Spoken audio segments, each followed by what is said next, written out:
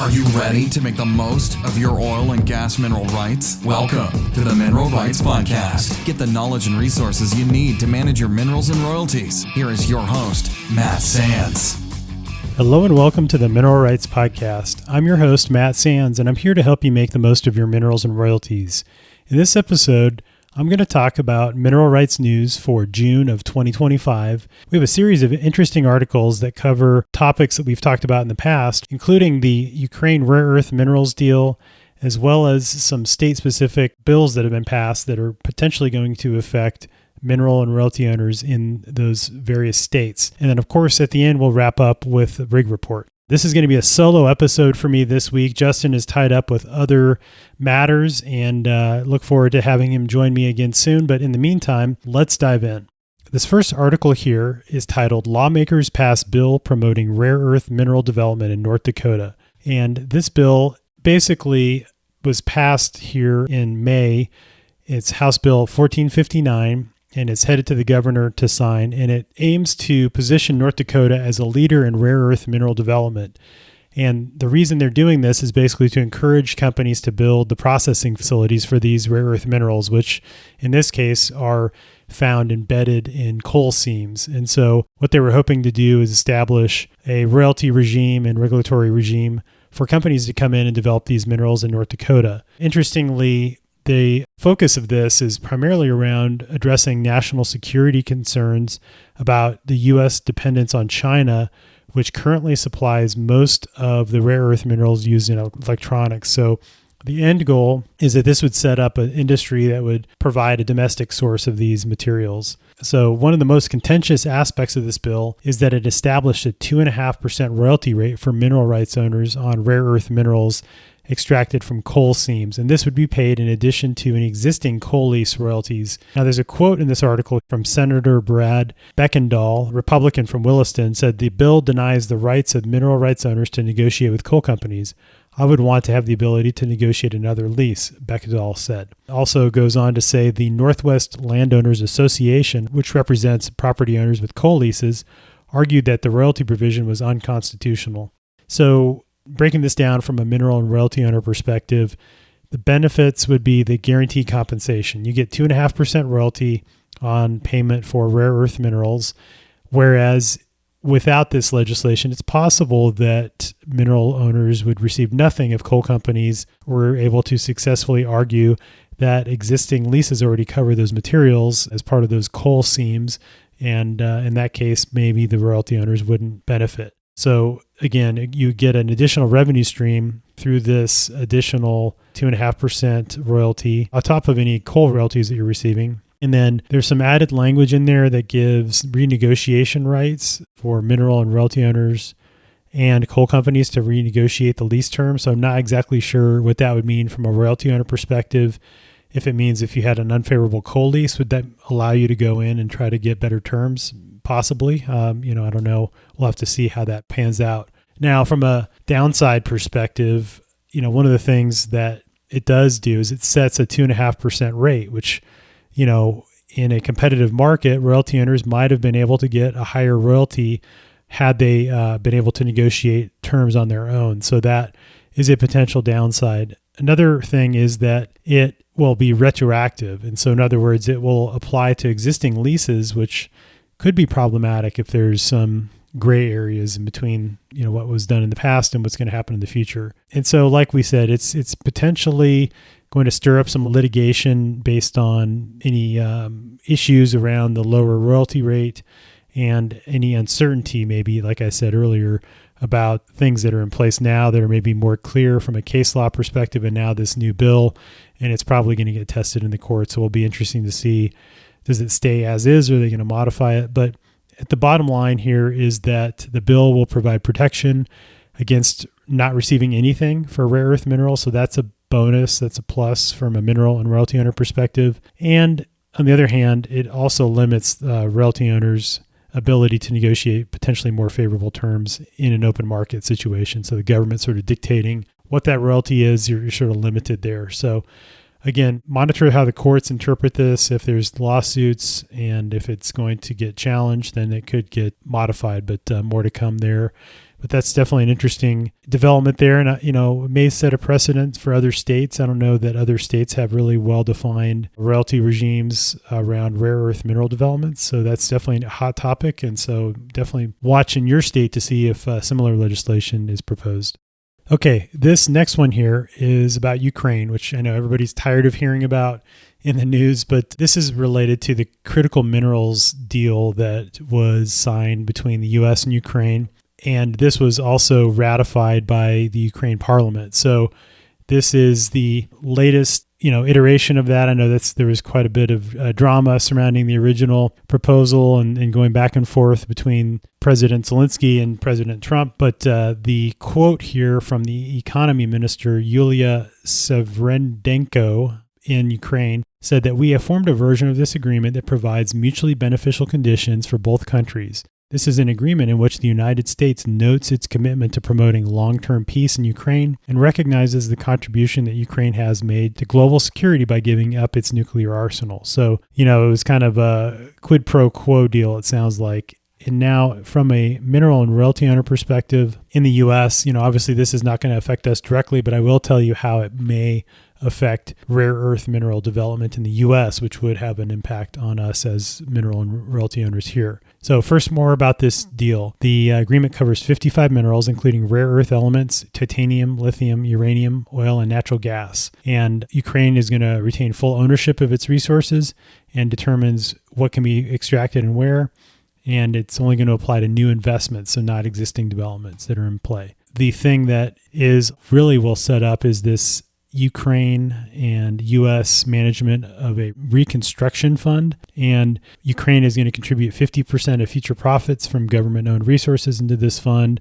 And then the U.S. is going to contribute direct funds and military equipment. One of the things that it is going to do is reinvest in mining, oil, and gas infrastructure projects. And it is going to give the U.S. access to those resources. And I believe there's got to be there's some element of it to pay back some of the loans that we've given and the funding through the Ukrainian and Russian war.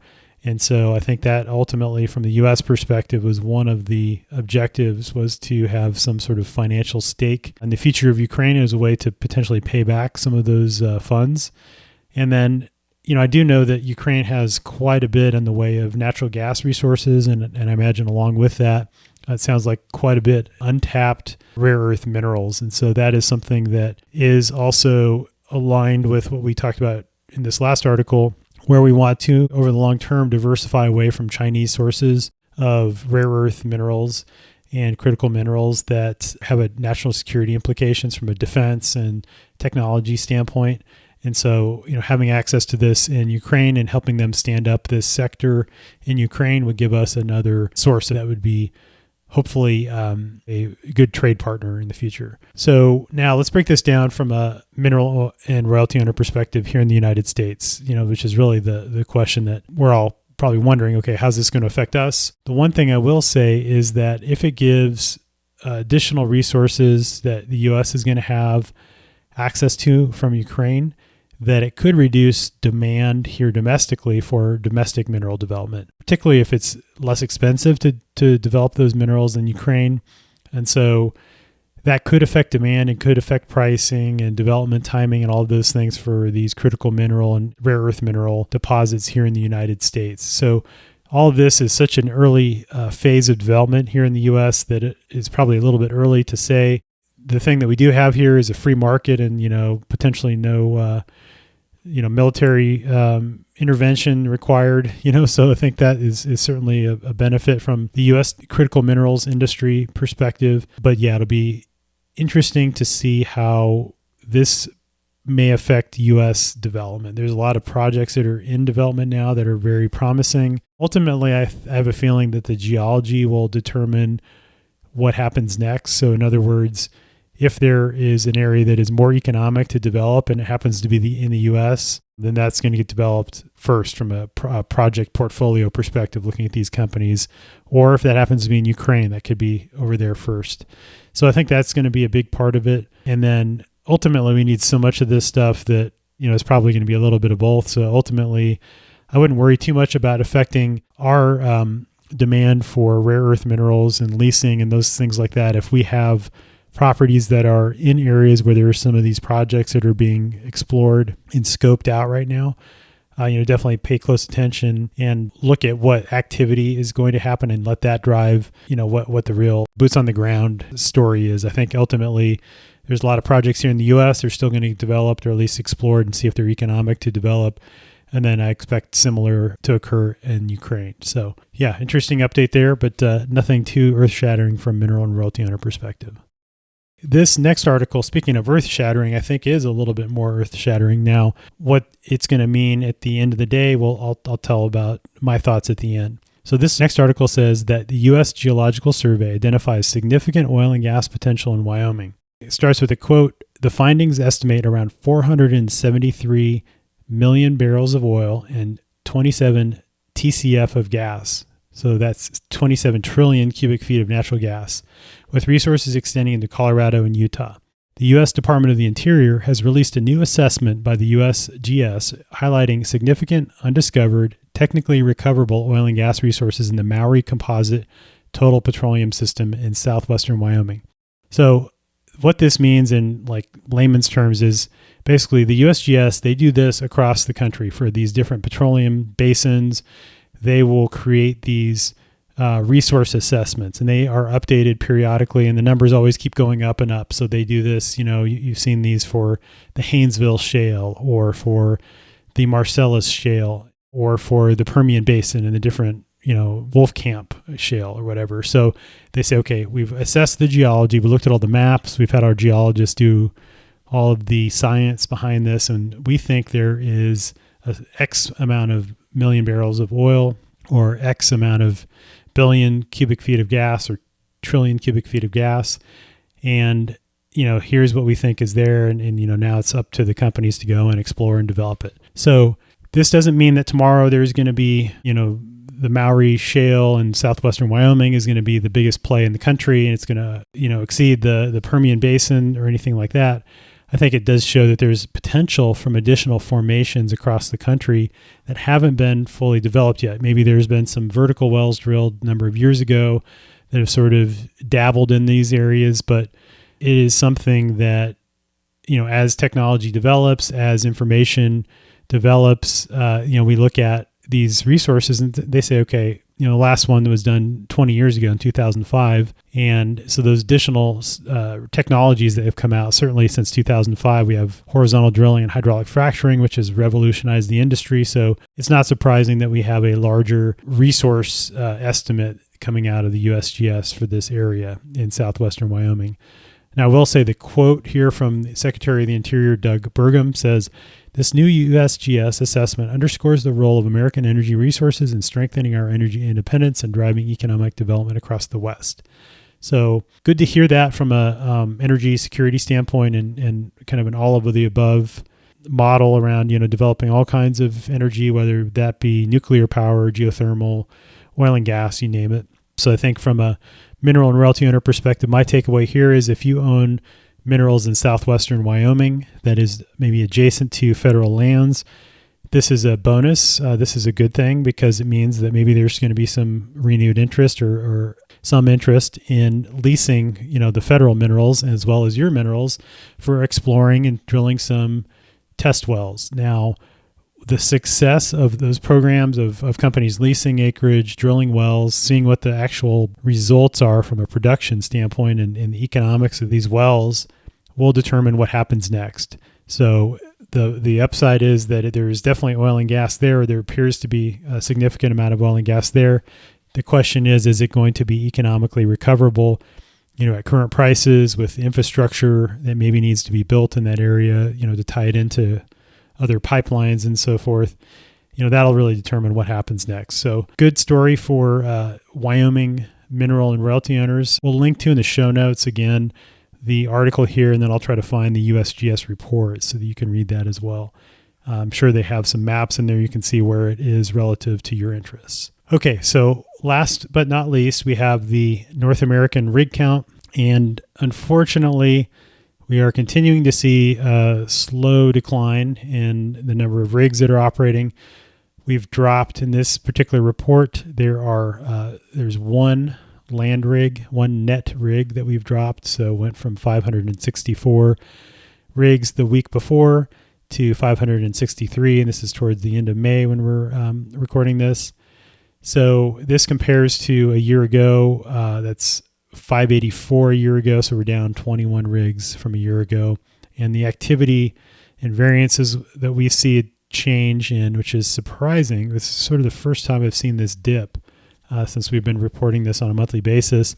The Permian Basin looks like they lost 4 rigs this past week. And so month to month, it's down a little bit more than that. And certainly a year ago, we're down what appears to be 32 rigs in New Mexico and Texas. So we're seeing sort of a steady trend downwards. And I think a lot of that has to do with the commodity prices being where they're at. We've seen this trend sort of slow decline, for the past year, really. And so nothing earth-shattering, nothing different, really. One thing I will say, a couple of bright spots. We have 2 additional rigs that were added, one in Ohio and one in Wyoming. And so Ohio is up to 10 rigs total, and Wyoming is up to 20 rigs total. So that is a good story there.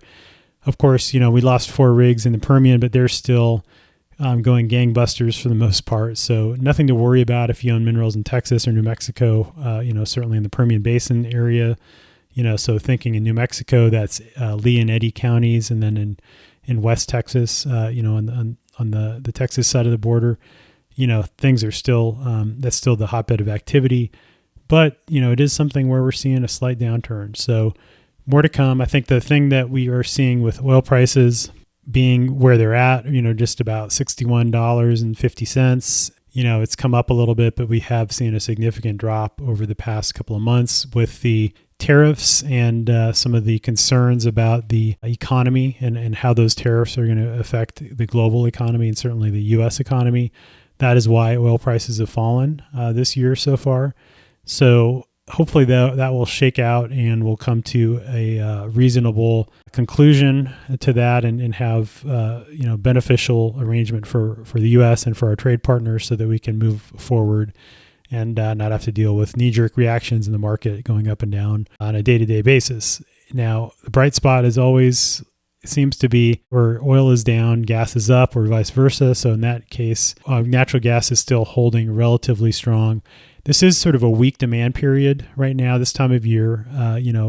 Typically you see gas prices higher in the winter because the demand is higher. So we're still above $3 and a quarter. So we're at $3.33 when I'm recording this.